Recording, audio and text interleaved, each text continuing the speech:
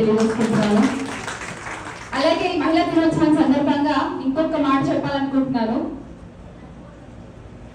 మహిళల కోసం నిరంతరం ఆలోచిస్తూ నిరంతరం తపన పడుతూ అధికారంలోకి వచ్చిన 21 నెలల్లోనే 80,000 కోట్లు మహిళల కోసం కేటాయించి మహిళలకి ఇళ్ల పట్టాలు ఇచ్చి మహిళలకి ఆసరా ఇచ్చి మహిళలకి అమ్మఒడి అంటూ ధైర్యాన్ని ఇచ్చి ఒక గొప్ప వ్యక్తిగా ఒక గొప్ప నాయకుడిగా నిలబడి ప్రతి మహిళని ఒక అక్కగా చెల్లిగా అవ్వగా ఇలా ముద్దుగా కుటుంబ సభ్యులుగా పిలుచుకుంటూ నేనున్నా మీకు అని ధైర్యాన్ని ఇచ్చి ప్రతి మహిళ బయటకు వచ్చి పనిచేయడానికి ఒక అనుకూలమైన వాతావరణాన్ని క్రియేట్ చేసి సేఫ్టీ కోసం దిశ అనేటువంటి యాప్లను తీసుకొచ్చి చట్టాలు తీసుకోవడానికి ప్రయత్నం చేసి ఇలా పోరాడినటువంటి శ్రీ వైఎస్ జగన్మోహన్ రెడ్డి గారి చెల్లిగా ఉండడానికి కూడా ఈరోజు నేను చాలా గర్వపడుతున్నాను.